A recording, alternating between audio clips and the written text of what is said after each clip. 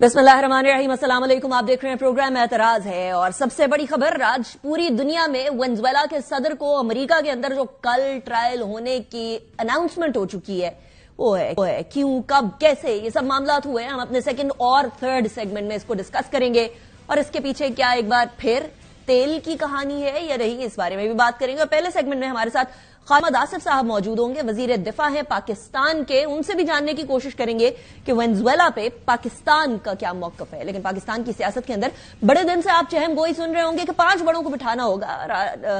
राना सनाउल्लाह साहब की स्टेटमेंट के बाद एक खलबली जरूर मच गई थी कि शायद मामलात अब बेहतरी की तरफ जाए। लेकिन कल परसों मेरे ही प्रोग्राम में राना साहब ने एक बड़े वाज़ेह तौर पर कह दिया है कि ऐसा नहीं है कि शाम को ही बैठ जाएंगे सारे के सारे। सुने जरा उन्होंने क्या फरमाया।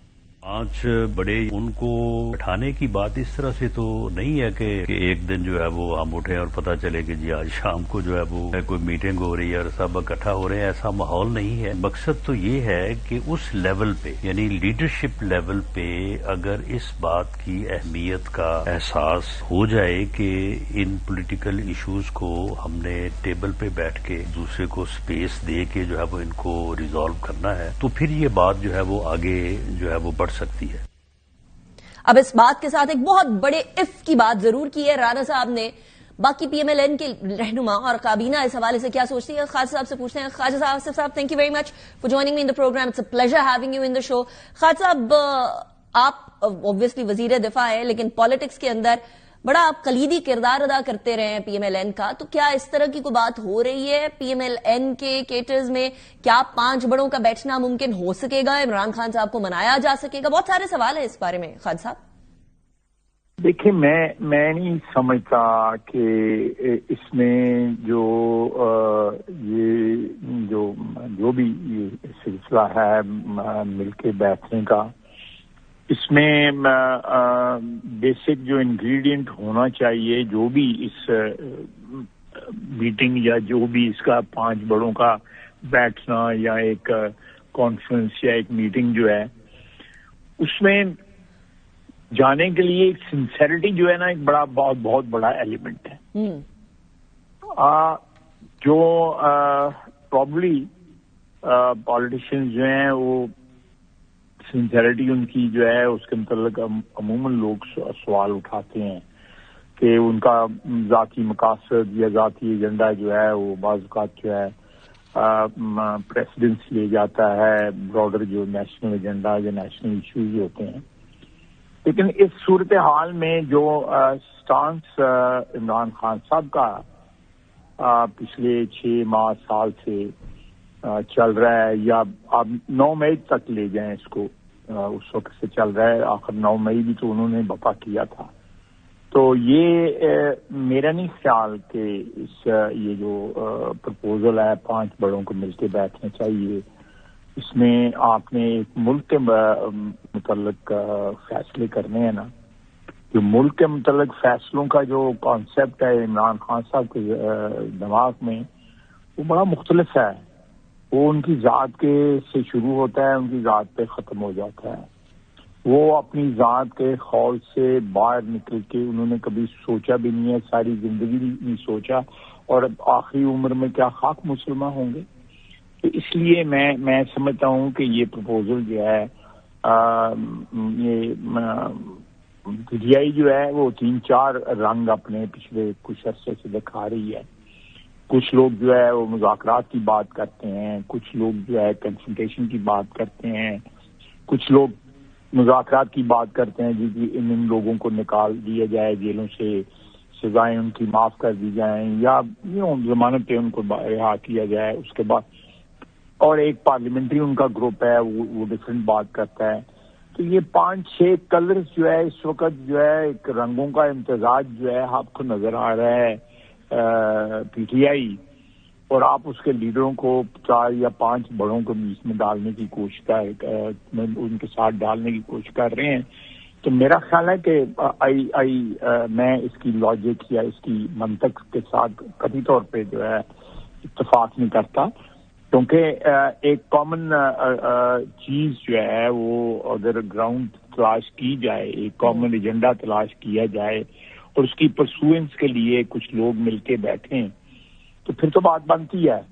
لیکن عمران خان کا جو ہے اپنی ذات کے علاوہ کوئی ایجنڈا ہونا سوال ہی نہیں پیدا ہوتا ہے. اچھا خالد صاحب انہوں نے اگر آپ کو یہ 15-20 سال 25 سال کی عمران خان کی سیاست میں یہ بات سمجھ نہیں آ سکی تو پھر تو آپ کو کسی اسکول میں نرسری سے پھر سٹارٹ کرنا پڑے گا سمجھنے کے لیے. یہ آپ کس کو کہہ رہے ہیں خواجہ صاحب؟ کس کو نرسری میں جانا پڑے؟ سب کو کہہ رہا ہوں سب کو کہہ رہا ہوں. سو آپ کے وزیر اعظم نے یہ جو ہے وہ پروپوزل دیا ہے خواجہ صاحب، ان کو بھی نرسری میں جانا پڑے گا؟ کہ 5 یہ نہیں، انہوں نے کہا ہے کہ آئیے مفاہمت کرتے ہیں، گفتگو کرتے ہیں، بات چیت کرتے ہیں. نہیں دیکھنا، مفاہمت کرتے ہیں، گفتگو کرتے ہیں، وہ کوئی ایجنڈا کون طے کرے گا اس کا؟ عمران خان کا تو ایجنڈا ہے ہی نہیں ہے. اگر وزیر اعظم صاحب نے کہا ہے، میں ان کی سنسیئرٹی پہ بالکل مجھے بڑا قوی اعتماد اور یقین ہے، لیکن کون جو ہے عمران خان کے خلوص کے اوپر مجھے کوئی ضمانت دے دے؟ اس کے کو اپنے بندے ضمانت دے دیں، اس کے اپنے بندے نے، اس کے گھر کے بندے نہیں ضمانت دیں گے.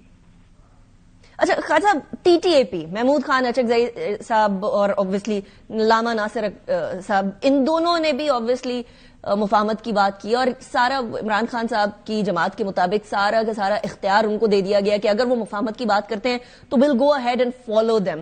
آپ کو لگتا ہے ایسا ہوگا کہ اگر محمود خان اچکزئی صاحب، علامہ ناصر صاحب کہتے ہیں کہ مفاہمت کرنی ہے یا مذاکرات کرنے ہیں تو واقعی میں پی ٹی آئی پھر فالو تھرو کرے گی اپنی بات کو؟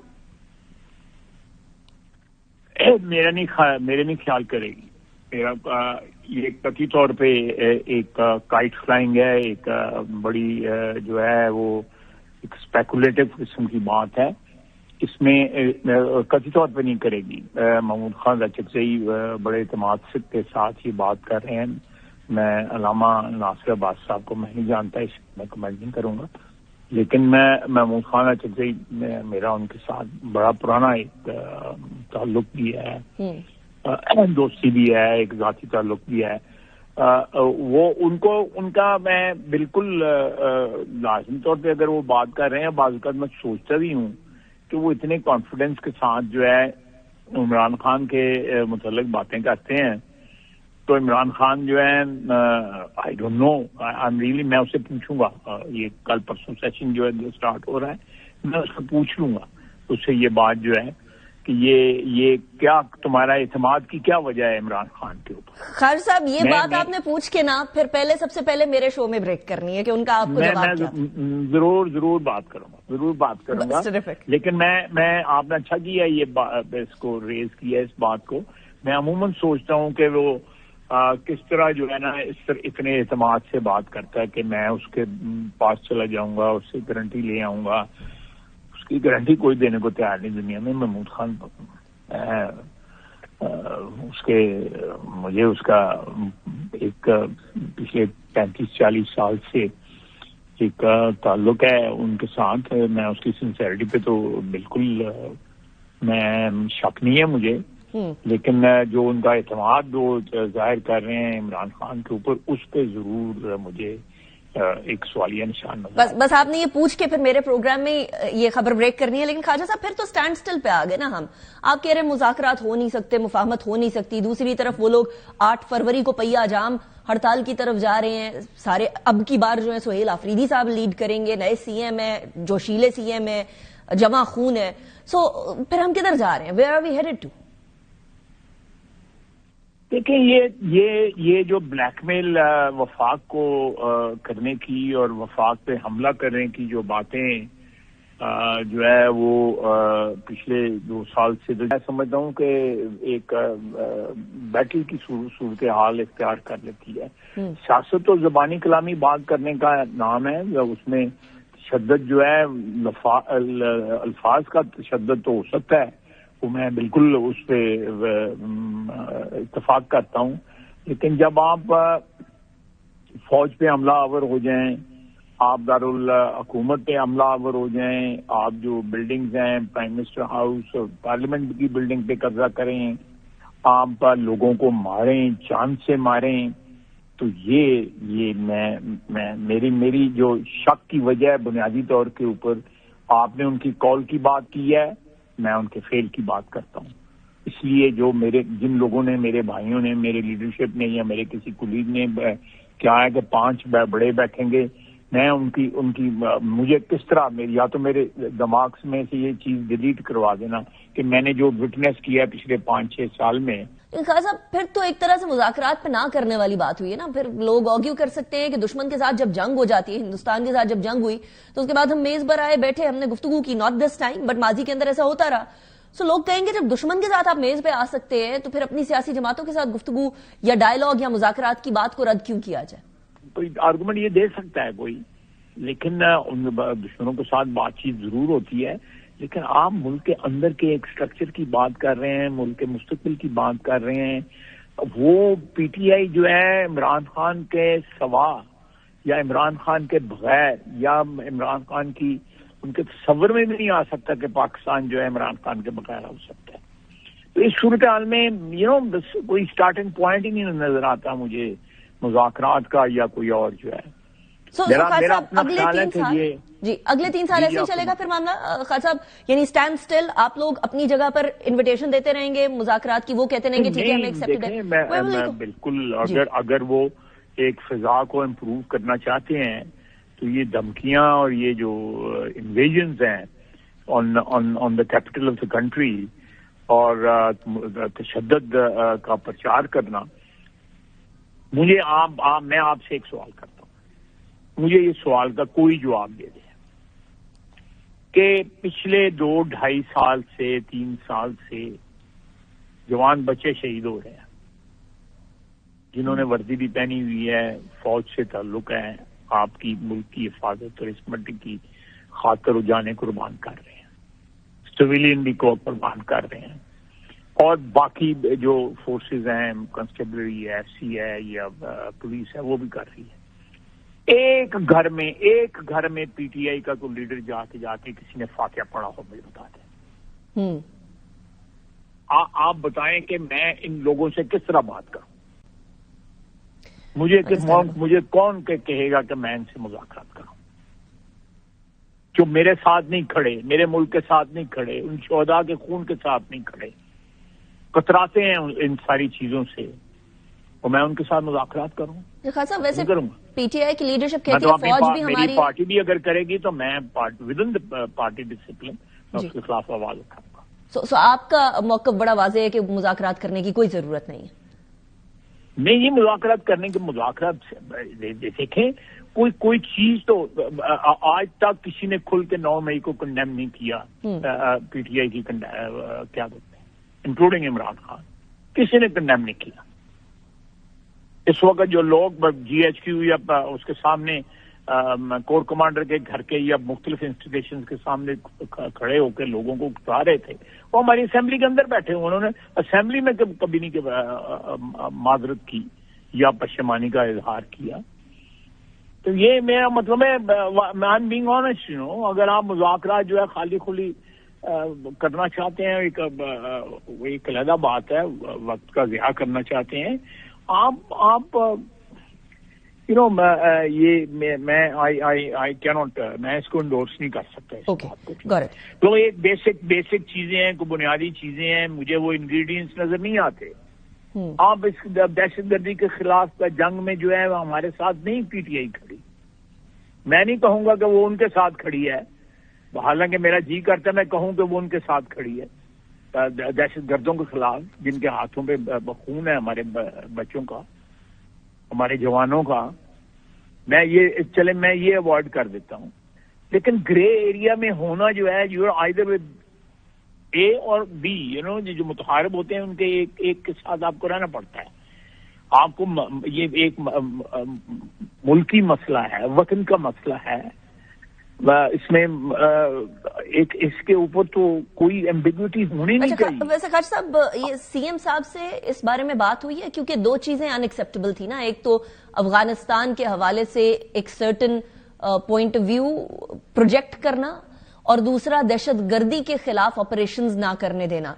کے پی کے گورنمنٹ سے اس حوالے سے بات ہوئی ہے کہ آپریشنز مجھے نہیں پتا، لیکن جو ہے یہ کے پی حکومت کا یہ ایٹیچیوڈ جو ہے دہشت گردی کو انکریج کرتا ہے. کابل کا جو ایٹیچیوڈ ہے کہ وہ اس بات کی کوئی گارنٹی ہمیں دینے کو تیار نہیں ہے کہ ان کی سرزمین سے دہشت گردی نہیں ہوگی.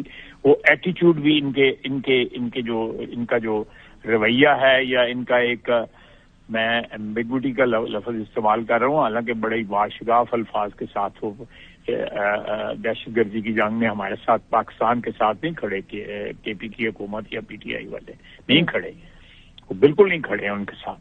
نہیں تو اب شناخت کروائیں. میری مجبوری ہے, میں دھڑے باز شخص ہوں, میری ساری سیاست جو ہے اس کا کہ میں گرے ایریا میں نہیں رہ سکتا, اور جو لوگ گرے ایریا میں نہیں رہتے ہمارا دین جو ہے ان کے متعلق جو ہے ان کو بھی ڈیفائن کرتا ہے. میں لفظ نہیں استعمال کرنا چاہتا ہوں. انڈرسٹینڈیبل. لیکن خان صاحب ابھی مجھے بتائیے گا, ابھی ذرا ریجنلی بھی دیکھیں تو 2026 کا آغاز ہو چکا ہے. انڈیا نے آپریشن سندور 2 کی رٹ لگائی ہوئی تھی, پھر پراکسیز کے ذریعے افغانستان سے دہشت گردی کے اندر بھی اضافہ ہوتا رہا, ہم لوگوں کے آئی بی اوز بھی ہوتے رہے, ہم دہشت گردوں کو مارتے بھی رہے. Even in the beginning of this year بھی تشکیل آ رہی تھی 40-45 لوگوں کی, ان کو بھی ہم لوگوں نے ان کا بھی کما کیا. سو خان صاحب 2026 کے اندر دہشت گردی اور انڈیا کے سائڈ سے ایسٹ اینڈ ویسٹ دونوں کی تھریٹس کو آپ کیسے دیکھتے ہیں as a minister of defence? دیکھیں, ہم نے اللہ کے فضل سے 25 میں بڑی کامیابی کے ساتھ ان دونوں تھریٹس کو جو ہے نا کنکلوسیولی ان کے ساتھ ڈیل کیا ہے. ہندوستان نے جو ہمارے ساتھ پنجہ آزمائی کرنے کی کوشش کی, اس کا جو حال ہوا ہے ساری دنیا میں, وہ آج تک جو ہے اپنے جو ہے نا وہ ٹکور کر رہے ہیں اپنے زخموں کو جو ہے. اور رہ گیا افغانستان کا, ہم نے 4 اٹیمپٹس کیے ہیں کہ ان کے ساتھ کوئی ہمارا حل نکل آئے اور دہشت گردی ان کی سرزمین سے ہمارے خلاف نہ ہو. وہ اس چیز کی ضمانت دینے کو تیار نہیں. جب وہ ضمانت دینے کو تیار نہیں تو اس کا مطلب ہے کہ دہشت گردی کے پیچھے قابل حکومت ہے ہمارے. اور جو لوگ ہماری سرزمین پہ جو حکمرانی کر رہے ہیں کے پی کے اندر, اگر وہ کنڈیم نہیں کرتے تو دے آر ناٹ ود, میں نہیں کہتا کہ وہ دہشت گردوں کے ساتھ ہیں یا کابل کے ساتھ ہیں, لیکن وہ پاکستان کے ساتھ بھی نہیں ہے. اور ایران کے اندر اس ٹائم پر جو احتجاج چل رہے ہیں خالد صاحب, آپ کو اس میں بیرونی ہاتھ نظر آتا ہے, کنسیڈرنگ کہ جب اسرائیل نے اٹیک کیا تھا تو اس ٹائم پر بھی بھارتی جاسوس ادھر سے پکڑے گئے تھے, 73 بھارتی شہریوں کو ایران نے ملک بدر کیا تھا, پھر اس کے بعد آپ کو بیرونی سازش نظر آتی ہے اس میں؟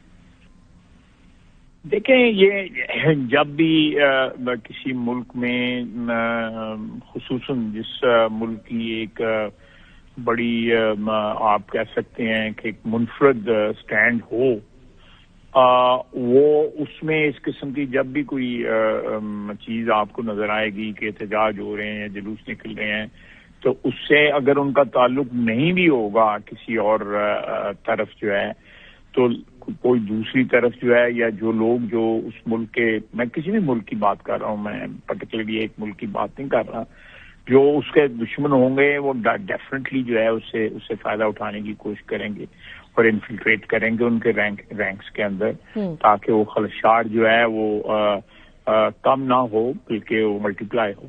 دس ویری نیچرل, یہ ہیومن ہسٹری میں آپ کو ہمیشہ نظر آئے گا. رائٹ. اچھا, ہیومن ہسٹری میں ہمیں ایک چیز, اب جو ہسٹری بننے جا رہی ہے اس میں ایک اور چیز نظر آ رہی ہے خالد صاحب. ایک طرف تو مسلمانوں کے لیے بھارت کی زمین تنگ ہو گئی تھی, لیکن اب تمام اقلیتوں کے لیے بہت زیادہ پرابلم ہو گئی ہے. پھر بھی یہ تھا کہ مسلمان زیادہ زیر اعتاب تھے, لیکن اب تو کرسمس میں ہم نے دیکھا کہ عیسائیوں کے ساتھ کیا ہوا. خالد صاحب, ایک ایسا ملک جو کہ ہمیشہ اپنی مائنورٹیز کے ساتھ کھڑا ہوتا ہے, اگر کہیں کچھ غلط ہوتا ہے تو ہم نے ایٹ لیسٹ پولیٹیکل لیڈرشپ کو اپنی مائنورٹیز کے ساتھ کھڑے ہوئے دیکھا ہے. اس کے ہمسائے کے بارے میں پوری دنیا کے اندر آج جریدے لکھ رہے ہیں کہ انڈیا کی مائنورٹیز آر انڈر تھریٹ. اس کے بارے میں کچھ کہنا چاہیں گے خالد صاحب؟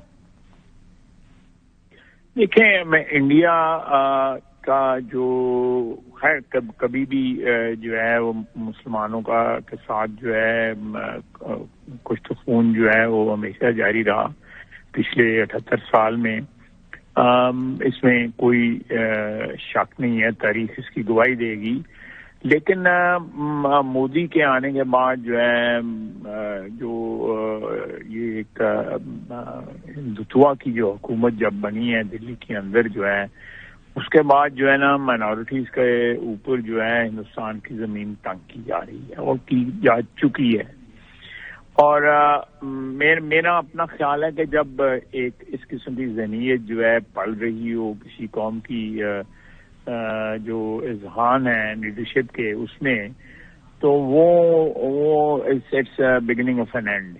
وہ اتنا بڑا ملک جو ہے جس میں میرا خیال ہے سینکڑوں کے حساب سے زبانیں بولی جا رہی ہیں، کئی قومیں وہاں پہ آباد ہیں، کئی مذاہب کے لوگ وہاں پہ آباد ہیں، ان کو ایک اس میں لڑی میں پروئے رکھنے کے لیے جو ہے کئی چیزیں اختیار کرنی پڑتی ہیں حکمرانوں کو. جب اس قسم کی ویریڈ قسم کی آپ کی پاپولیشن ہو، تو جب آپ وہاں پہ پاپولیشن میں کے بڑے امپورٹنٹ جز جو ہیں، آپ دیکھیں یہ آپ سکھوں کو، مسلمانوں کو، کرسچنس کو جمع کریں تو یہ پرابلی جو ہے اگر ان کی 1.5 بلین کی آبادی ہے تو اس میں 40-50 کروڑ تو یہ ضرور بن جاتے ہیں.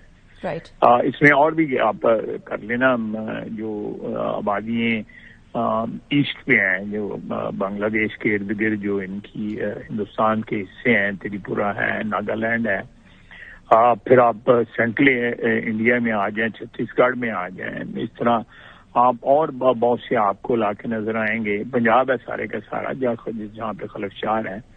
تو یہاں یہ سارے آپ دیکھیں گے تو میرا خیال ہے کہ it doesn't augur well for any country جس میں اس قسم کے حالات پیدا ہو گئے ہوں جو مودی نے ہندوستان میں اپنے لیے حالات پیدا کیے ہیں. ہمارے ساتھ تو خیر ان کی اودھی اور ازلی دشمنی ہے، اور اس میں تو نہ کوئی گلا ہے کوئی نکلی ہے. پھر اگر انہوں نے کوئی اس قسم کی حرکت کی یا انیشیٹو لیا ہمارے خلاف تو وہی ہوگا جو ہو چکا ہے آگے انشاءاللہ. لیکن Khalid sahib let's move on from our own region as well. Venezuela میں یو ایس نے اٹیک کیا، وینزویلن پریزیڈنٹ کو، ان کی اہلیہ کو اٹھا کر لے گئے. اب نیو یارک کے اندر ان کو ٹرائی کیا جائے گا. یہ کسی ملک کی سوورینٹی کے اوپر اٹیک ہے. پاکستان کا اس پہ کیا موقف ہے؟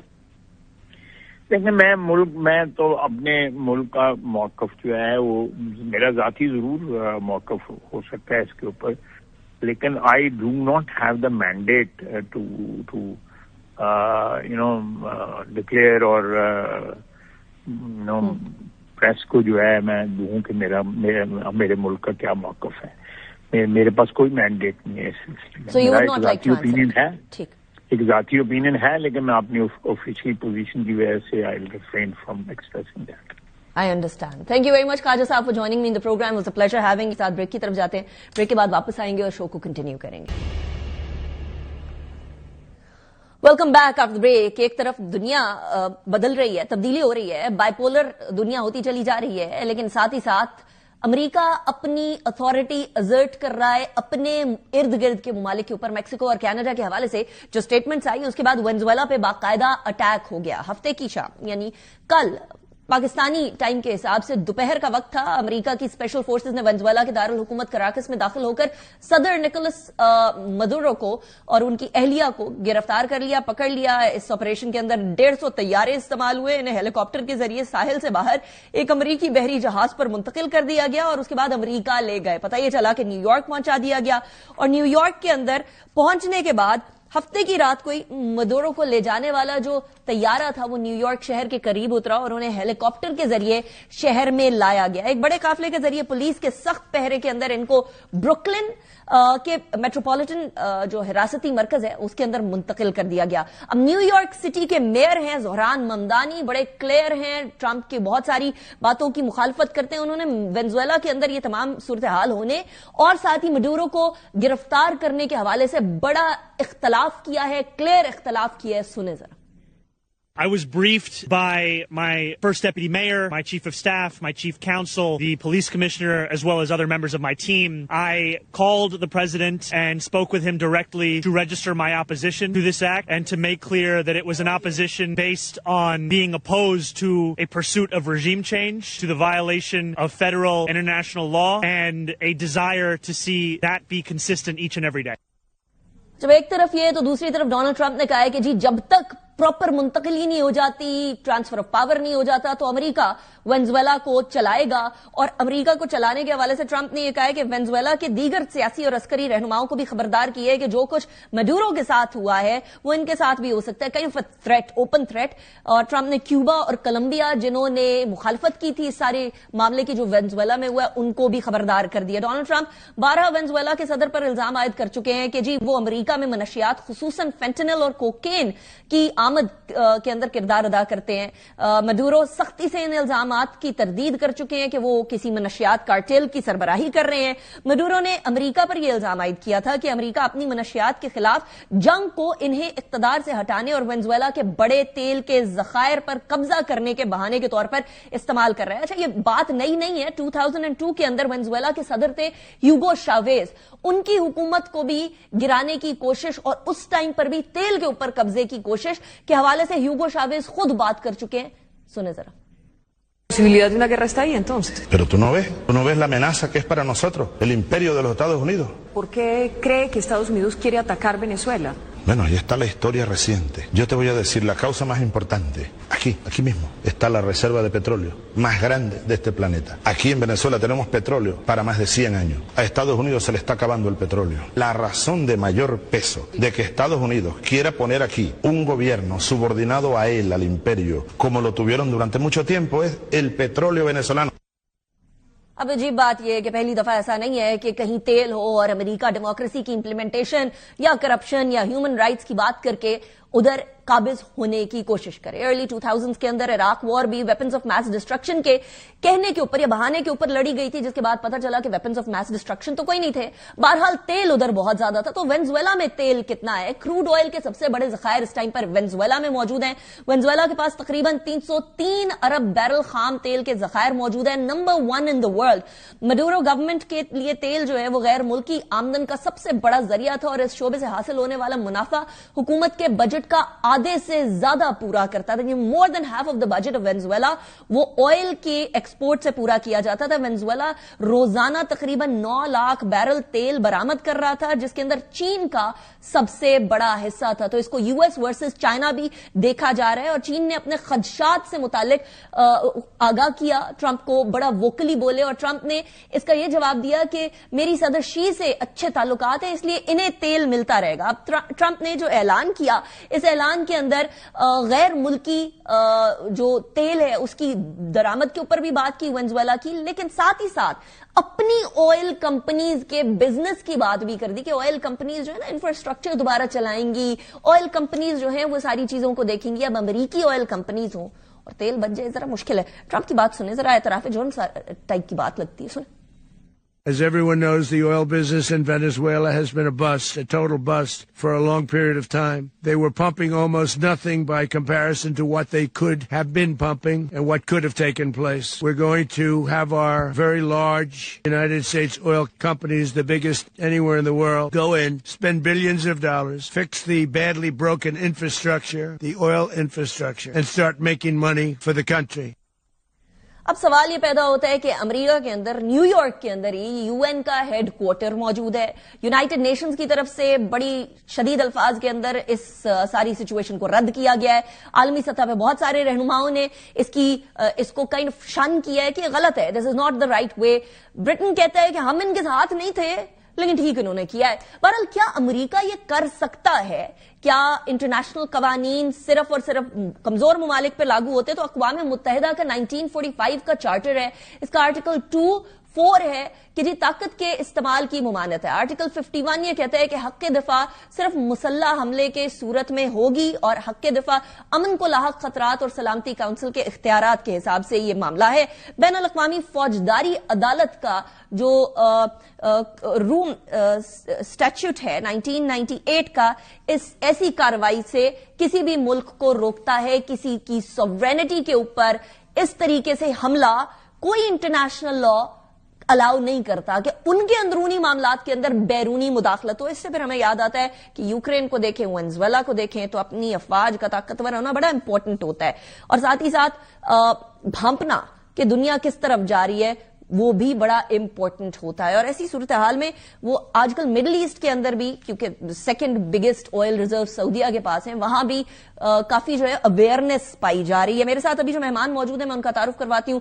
چین میں, امریکہ میں ہمارے سفیر رہ چکے ہیں, مستقل مندوب رہ چکے ہیں یو این کے اندر, پاکستان کے صدر آزاد جموں و کشمیر رہ چکے ہیں, سردار مسعود احمد خان صاحب ہمارے ساتھ موجود ہیں. Sardar sahib, thank you very much for joining me in the programme. Sardar sahib, ایک تو یہ کہ اس طرح کی ایکٹیویٹی کرتا رہا ہے یو ایس, لیکن کیا کر سکتا ہے, سوال یہ دیکھیے یہ کوئی نئی چیز نہیں ہے. امریکہ 1945 سے لے کر اب تک جو ہے اس قسم کے کئی حملے کر چکا ہے, اور اس میں خاص طور سے عراق کا, لیبیا کا اور بہت سی جگہ ایسی موجود ہیں.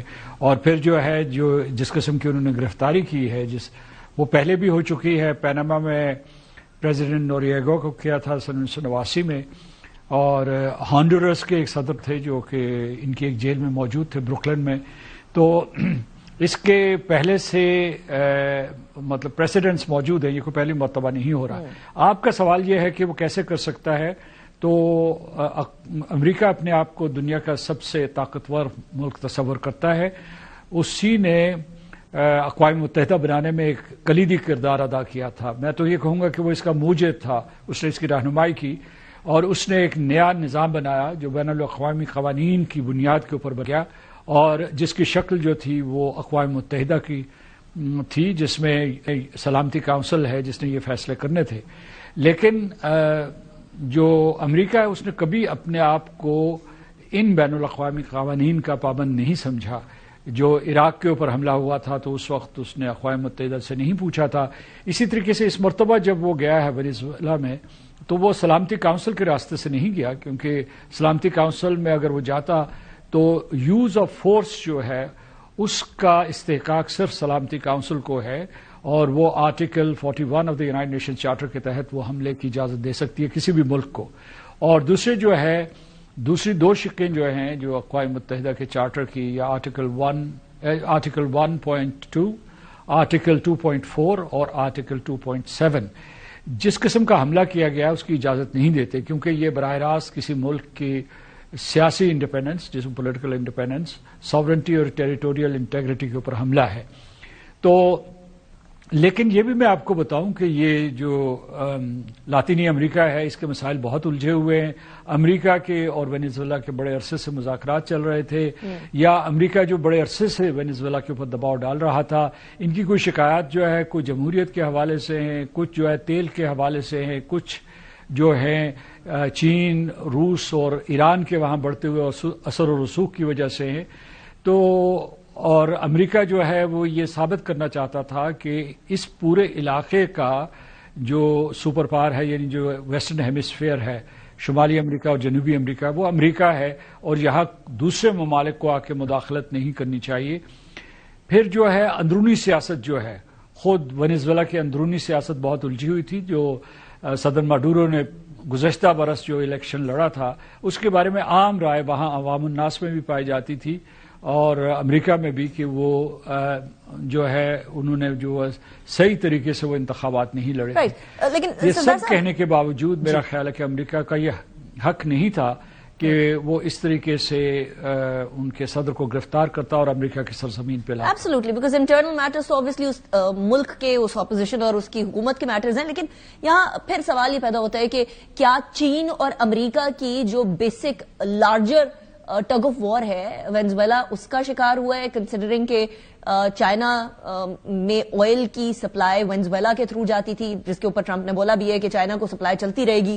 At the same time oil جو وہاں اسٹرکچر تھا اس کو جو تباہ کیا گیا اس کو ایک دفعہ دوبارہ. سو کیا ایک بار پھر امریکہ کی اس جنگ میں بھی oil is the centre of it? جی, آئل ایک اہم عنصر ہے. وہ میں سمجھتا ہوں کہ وہ عراق کے حوالے سے ہو, ہندوستان کے حوالے سے ہو, ہندوستان جو روس سے تیل خرید رہا تھا, یا چین کو تیل جا رہا ہے, یا چین سے جو ٹیکنالوجیز منتقل ہو رہی ہیں شمالی امریکہ میں, یا چین کا جو BRI ہے, بیلٹ اینڈ روڈ انیشیٹو, لاطینی امریکہ میں جا رہا ہے, امریکہ اس کے مخالف ہے. لیکن میں آپ کو یہ بتاؤں کہ ابھی اگر اپنے بیانات غور سے سنے ہوں تو صدر ٹرمپ نے بہت سخت بیان دیا ہے. انہوں نے یہاں تک کہا ہے کہ تیل کا نظام वेनेजुएला में अमेरिका संभालेगा। लेकिन मार्को रूबियो साहब ने जो बयान दिया है वो ज्यादा मुसालिहाना है। उन्होंने ये कहा है कि जो अभी उनके नए सदर बने हैं, जो अबूरी सदर बने हैं रोड्रिगेज, उनके साथ भी वो काम करने के लिए तैयार हैं। तो वो ये कह रहे हैं कि ये इस तरीके से, यानी मतलब ये कि वो चाहते हैं कि कोई वेनेजुएला में जो है जो अपोजिशन है उसको कोई मौका दिया जाए, तो ये हो सकता है कि अमेरिका का असर और रसूख वहां कायम हो। और अमेरिका जो ये भी कहना चाहता है कि शुमाली अमेरिका में किसी और की ठेकेदारी या चौधराहट नहीं होनी चाहिए। लेकिन at the same time Delsey Rodriguez ने खुद ही कह दिया है सरदार साहब के एक ही प्रेसिडेंट है वेनेजुएला के, क्योंकि अमेरिका से ये स्टेटमेंट आ रही थी कि डेल्सी रोड्रिगेज ने आमादगी का इजहार किया है, but she has clearly said कि एक ही प्रेसिडेंट है वेनेजुएला के और वो मडूरो है, और मडूरो इस टाइम पर इलीगल कन्फाइनमेंट में है बकौल वेनेजुएला के। सो इस सारी सिचुएशन के अंदर जिस इंटरनल रिफ्ट की बात कर रहे थे, ऑब्वियसली इम्प्लीमेंटेशन ऑफ डेमोक्रेसी की बात करते हुए यूएस इन्वेजन करता है, वो तो फिर सारी धरी की धरी रह गई ना, कि उनके अबूरी सदर भी अभी तैयार नहीं है इस बात को मानने को कि वो आगे गवर्नमेंट चलाएं। जो अबूरी सदर तो इस किस्म का बयान दे ही नहीं सकते जो मडूरो के खिलाफ हो, क्योंकि जो है उनका इस वक्त सदर था और उसकी अहलिया उसको गिरफ्तार करके ले गए हैं। लेकिन ये कहते हैं कि आप इनके जो बयानात पे ना जाइए, मुमकिन है कोई किसी किस्म की जो है पस पर्दा कोई किसी किस्म के मामले तय हुए, क्योंकि जो मार्को रूबियो साहब के बयान से लगता है कि वो इस हुकूमत के साथ भी काम करने के लिए तैयार है। उन्होंने कहा कि वो वहां का निजाम नहीं चलाएंगे, वो तो ये चाहते हैं कि और माजी की तरफ भी नहीं जाएंगे, देखेंगे कि मुस्तकबिल में क्या करेंगे। लेकिन इससे आगे बढ़कर ये हो सकता है कि जो इनकी अपोजिशन लीडर थी जिनको जलावतन कर दिया गया था और उनके एक नामजद शख्स ने जो है इलेक्शन लड़ा था और जिन्होंने नोबेल पीस प्राइज जीता था, मुमकिन है उनको वापस लाया जाए और उनको हुकूमत दी जाए, क्योंकि अमेरिका की उनको हिमायत हासिल है। तो मैंने जैसा कि शुरू में कहा था कि पूरे का पूरा मंजरनामा वेनेजुएला का बहुत उलझा हुआ है। इस वक्त जो है जो बैनुल-अक़वामी सतह पर तज्ज़िये हो रहे हैं या तबसरे हो रहे हैं, वो बैनुल-अक़वामी कानून के हवाले से, यूएन चार्टर के हवाले से हो रहे हैं, लेकिन ये नहीं देखा जा रहा कि अमेरिका के और लातिनी अमेरिका के ताल्लुकात में क्या उलझने हैं। मिसाल के तौर पर वहाँ जो गैर कानूनी नकल मकानी हो रही है, जो ड्रग ट्रैफिकिंग हो रही है, जो खुद बल्कि कोलंबिया और वेनेजुएला में जो कशीदगी बढ़ गई है, या वहाँ जो इलीगल माइग्रेशन के खतरे हैं, तो ये सारे का सारा, मैं भी गया हूँ लातिनी अमेरिका, तो मैं हैरान रह गया था कि वहाँ किसी एक एंटी अमेरिकन सेंटिमेंट पाया जाता है और दूसरी तरफ जो है अमेरिका के ऊपर इन्हिसार भी है उनका। तो ये मिली जुली सूरत हाल है। बाहर सूरत ये साबित हुआ, ये जो आपके सवालात हैं उनका एक ही जवाब है कि उससे साबित हुआ कि जो निज़ाम अमेरिका ने बनाया था वो अमेरिका खुद मिसमार कर रहा है, और सलामती काउंसिल या अक़वाम मुत्तहिदा का बैनुल-अक़वामी अमन और सलामती या बैनुल-अक़वामी कानून के नफाज के सिलसिले में रोल या इजाफी है या बिल्कुल नहीं है। सरदार साहब, आप क्योंकि चाइना में भी रहे हैं, अमेरिका में भी रहे हैं, यूएन में भी मुस्तकिल मंदूब रहे हैं, सो इन दिस इंटायर सिनेरियो जो एक rule and law based international law था, क्या हम ये समझे कि उसका कोलैप्स हो गया है? क्योंकि वो कोलैप्स हमने 2 साल पिछले इसराइल के फॉर्म के अंदर जो गजा में हुआ वो करते हुए भी देखा और उसके अंदर भी पूरी थपकी हासिल थी, और अब वहां की जो अबूरी सदर हैं या नायब सदर थी डेल्सी रोड्रिगेज, वो भी कह रही हैं कि इसके अंदर ज़ायनिस्ट अंडरटोन्स हैं इस सारी सिचुएशन के अंदर। और इससे पहले नेतन्याहू की मार-आ-लागो फ्लोरिडा के अंदर मुलाकात भी हुई है डोनाल्ड ट्रंप से। क्या आप समझते हैं कि ये रूल बेस्ड इंटरनेशनल लॉ का जो कंप्लीट एनाइलेशन है, इसके अंदर इस बार भी इसराइल की कोई अमल दखल हो सकता है? आपने सवाल में ही जवाब दे दिया और आपका एक एक लफ्ज दुरुस्त है।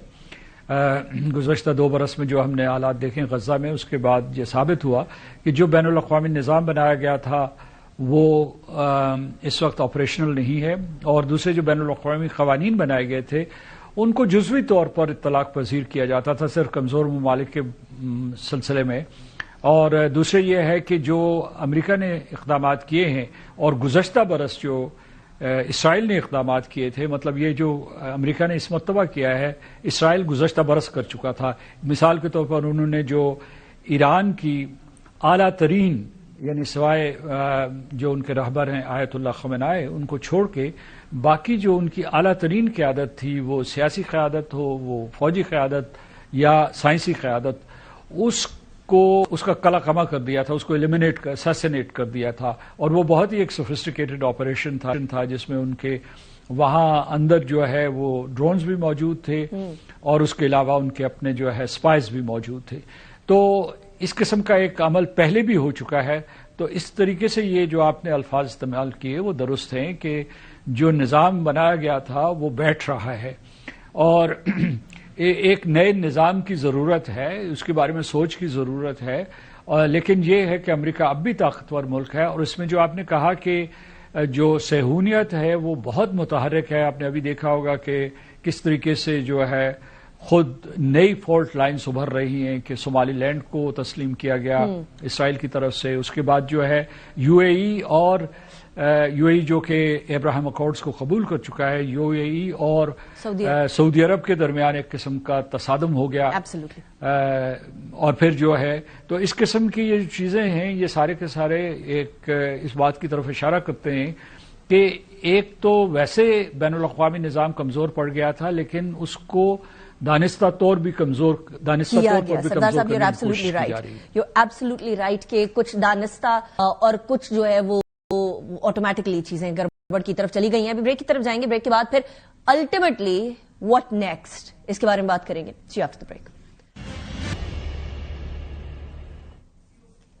Welcome back after break. Ahmed Hassan Al-Arabi صاحب ہمارے ساتھ موجود ہیں، انٹرنیشنل ریلیشنز کے expert. Thank you very much Ahmed for joining me in the programme. Ahmed صاحب مجھے یہ بتائیے گا کہ اب صورتحال جو ہے واٹ نیکسٹ، اس کے بعد کیا؟ نیو یارک کے اندر لے آئے آپ ایک سوورن ملک کے صدر کو، آپ نے کہا اب ہم نے ان کو یو ایس کے سسٹم کے حساب سے ٹرائی کرنا ہے. اب جو آئل کا جو جتنا بھی کروڈ آئل کا نظام ہے، ایکسپورٹ امپورٹ، یہ سارا یو ایس سنبھالے گا. تو کیا اسی طریقے سے چلتی رہے گی دنیا؟ جی بہت شکریہ. دیکھیں دنیا میں بہت تبدیلیاں آتی ہیں اس وقت جب دنیا کا پولیٹیکل سسٹم اور ماڈل چینج ہو رہا ہوتا ہے. دنیا میں اس وقت دو تبدیلیاں آ رہی ہیں. ایک تو اس دنیا کا جو یونیپولر ورلڈ آرڈر تھا وہ شفٹ ہو رہا ہے ملٹی پولر ورلڈ آرڈر کی طرف، اور دوسرا یہاں پہ نیو لبرل ورلڈ آرڈر جو کریٹ کرنے کی کوشش کی گئی تھی ورلڈ وار 2 کے بعد، اس کی جگہ اب نیو ریئلسٹک ورلڈ آرڈر آ رہا ہے. اب اس ساری سچویشن میں جو ممالک ہیں وہ اپنے جو سیکورٹی آربٹس ہیں ان کو ریڈیفائن کر رہے ہیں. مثال کے طور پہ چائنا نے ریسنٹلی اپنے سیکورٹی آربٹ کو ریڈیفائن کیا. انہوں نے اپنی ون چائنا پالیسی تائیوان اور ان کا جو ساؤتھ ایشیا کے اندر جو ان کا ایکسس تھا اس کو انہوں نے ریڈیفائن کیا اور انہوں نے کہا یہ ہماری ٹیریٹری ہے. رشیا نے اپنے سیکورٹی آربٹ کو ریڈیفائن کیا. اس نے کہا کہ جی we can not afford Ukraine, ہمارے بارڈر یوکرین میں جو نیٹو کا انفلوئنس ہے ہم اس کو افورڈ نہیں کر سکتے، ہم اس کے خلاف جنگ کریں گے. اور انہوں نے افریقہ کے اندر اپنے انفلوئنس کو ایزرٹ کیا اور انہوں نے کہا یہ ہمارا سیکورٹی آربٹ ہے. اس سے پہلے یو ایس کا جو سیکورٹی آربٹ تھا وہ بہت پھیلا ہوا تھا. مڈل ایسٹ کے اندر بھی ان کی انوالومنٹ تھی، ساؤتھ ایشیا میں بھی تھی، ان کی افریقہ میں بھی تھی، یورپ کے اندر تو ویسے بھی تھی.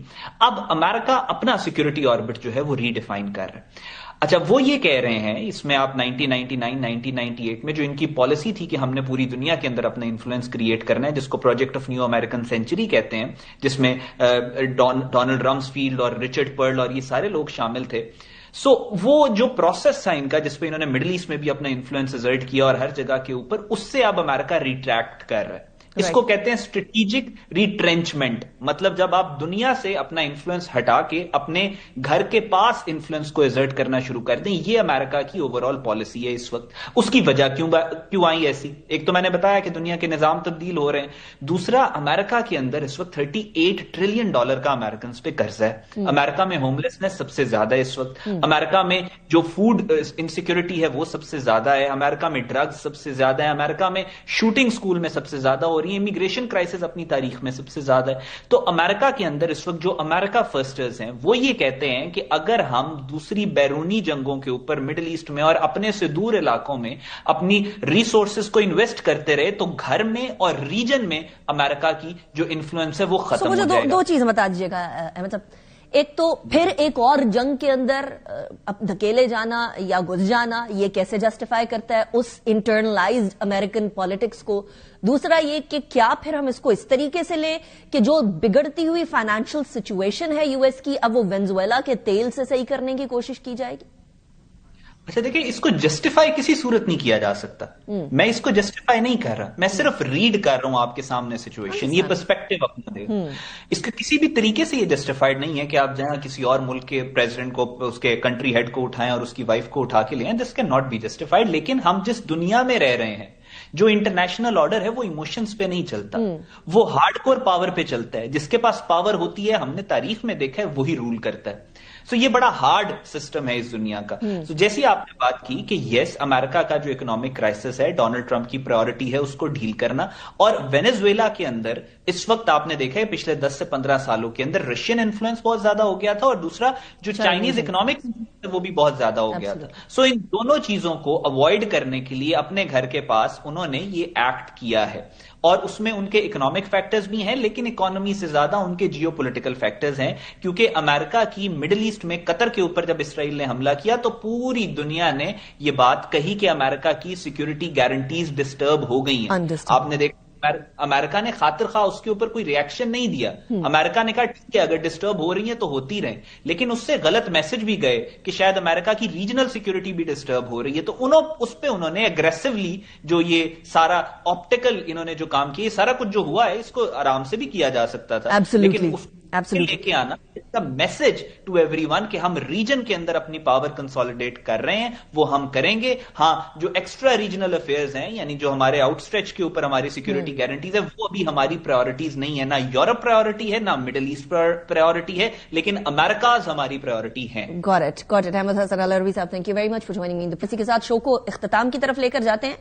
US ڈالر کی گراوٹ ان کمپیرزن ٹو باقی انٹرنیشنل کرنسیز، اور اب US کا یہ والا قدم، اور اس کے ساتھ ساتھ کینیڈا اور میکسیکو کے ساتھ بھی US کا نہ بننا، یہ ایک سوالیہ نشان ضرور کھڑا کر رہا ہے کہ there is bigger change that has to be seen in the future. Naeeka Nisar کو اجازت دیجیے، انشاءاللہ اگلے ہفتے ملاقات ہوگی. Take good care of yourself. اللہ حافظ.